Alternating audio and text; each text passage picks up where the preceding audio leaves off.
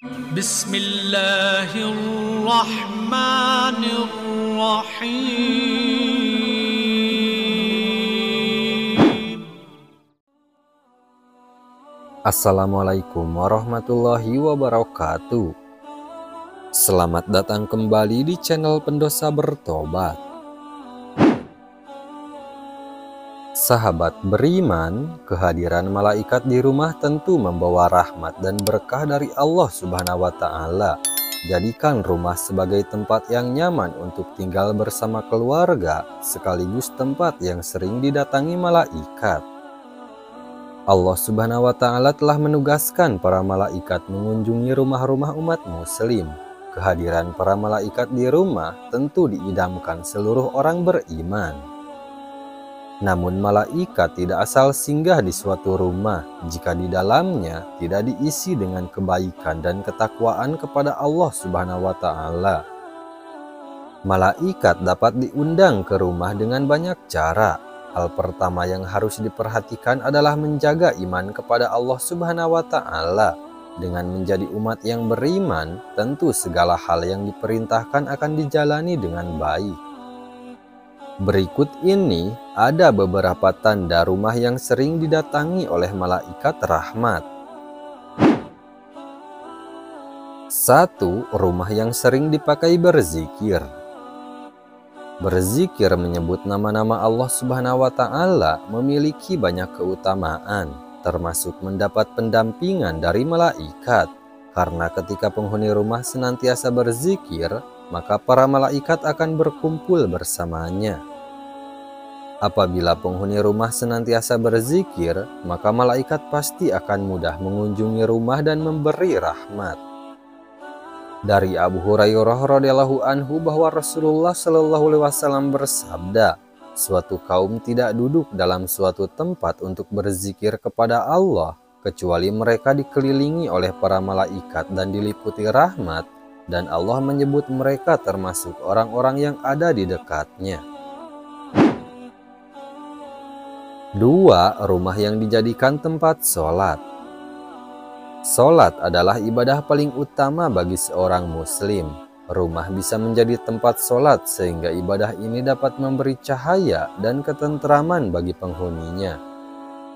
Diriwayatkan dari Aisyah radhiyallahu anhu adalah Rasulullah shallallahu alaihi wasallam sholat malam, dan jika hendak sholat witir, beliau membangunkan Aisyah dan menyuruhnya untuk sholat. Hadis riwayat Muslim. Hendaklah di dalam rumah disediakan mihrab, tempat sholat sebagai tempat khusus untuk mengerjakan sholat.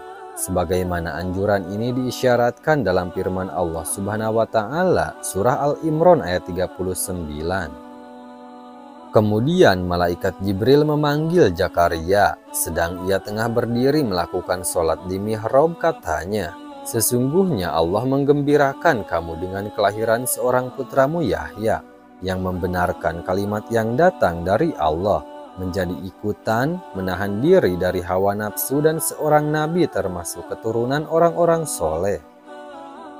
Rumah yang pemiliknya senantiasa melaksanakan sholat juga akan membuat malaikat senang datang berkunjung. Dari Abu Hurairah, Rasulullah Shallallahu alaihi wasallam bersabda, di tengah-tengah kalian ada malaikat yang silih berganti bertugas mengiringi kalian di waktu malam dan siang hari. Mereka bertemu ketika waktu sholat asar dan waktu sholat subuh. Malaikat yang mengawasi kalian naik ke langit. Lantas Allah bertanya kepada mereka, bagaimana kalian meninggalkan hamba-hambaku?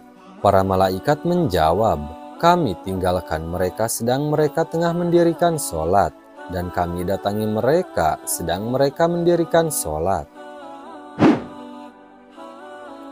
3. Rumah yang digunakan untuk membaca Al-Quran. Rumah yang sering digunakan untuk membaca ayat-ayat Al-Quran akan dihadiri oleh malaikat dan ditinggalkan setan-setan. Berdasarkan hadis riwayat Ibnu Sirin, Rasulullah Shallallahu alaihi wasallam bersabda, sesungguhnya rumah yang di dalamnya dibacakan Al-Quran, maka lapanglah penghuninya. Banyak kebaikan, malaikat menghadirinya dan setan-setan meninggalkannya. Sebaliknya, rumah yang tidak dibacakan Al-Quran, maka sempitlah penghuninya.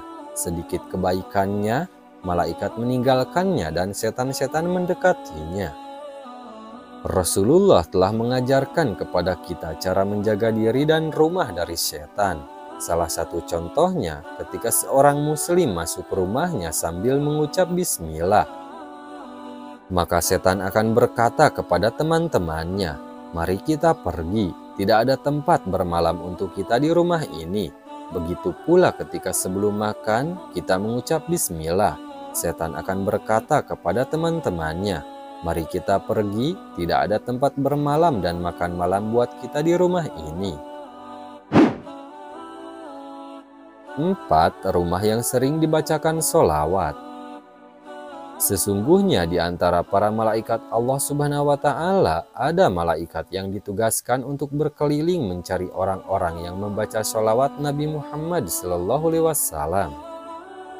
Rasulullah SAW bersabda, "Sesungguhnya di bumi ada malaikat yang berkeliling dengan tujuan menyampaikan sholawat umatku kepadaku." Hadis riwayat Nasa'i. Apa yang dilakukan para malaikat tersebut ketika mereka mendapatkan orang yang membaca sholawat? Mereka akan menyampaikan sholawat itu kepada Rasulullah SAW dan lalu mengembalikannya kepada yang membacanya dengan membawa rahmat, keselamatan, dan keberkahan yang berkali lipat untuknya. Rasulullah SAW bersabda, "Barang siapa yang membaca sholawat kepadaku 1 kali, maka Allah akan memberinya rahmat 10 kali lipat." Hadis riwayat Tirmizi.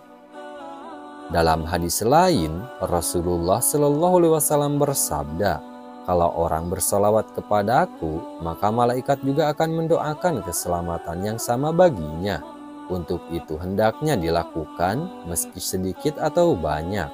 Hadis riwayat Ibnu Majah dan Tabrani. 5. Rumah yang sering dikumandangkan azan. Azan dipergunakan sebagai pemberitahuan masuknya waktu sholat, namun kalimat azan juga memiliki banyak keutamaan. Salah satu keutamaan azan adalah dapat mengusir setan atau jin. Setan akan lari terbirit-birit ketika mendengar suara azan. Diriwayatkan dari Abu Hurairah radhiyallahu anhu, ia berkata, Rasulullah SAW bersabda, "Apabila azan dikumandangkan, setan lari terkentut-kentut sehingga dia tidak mendengarkan azan." Hadis riwayat Bukhari dan Muslim. Maka dianjurkan agar di dalam rumah juga dikumandangkan azan. Tidak ada salahnya mengumandangkan azan di dalam rumah walaupun kita tengah sendirian, karena hal itu bisa berfungsi untuk mengusir setan. Setiap azan yang dikumandangkan akan didengar oleh semua makhluk sejauh suara kita, dan tidak terkecuali pula para malaikat Allah Subhanahu wa Ta'ala. Rasulullah SAW bersabda, "Seorang muazin diampuni sejauh suaranya dan menyaksikan untuknya setiap yang basah dan yang kering." Hadis riwayat Ahmad, Abu Daud, Nasa'i, Ibnu Hibban, dan Ibnu Majah. Pengertian setiap yang basah dan yang kering adalah memuat segala sesuatu yang ada di alam raya, karena tidak ada sesuatu pun di alam ini yang bisa lepas dari salah satu sifat keduanya.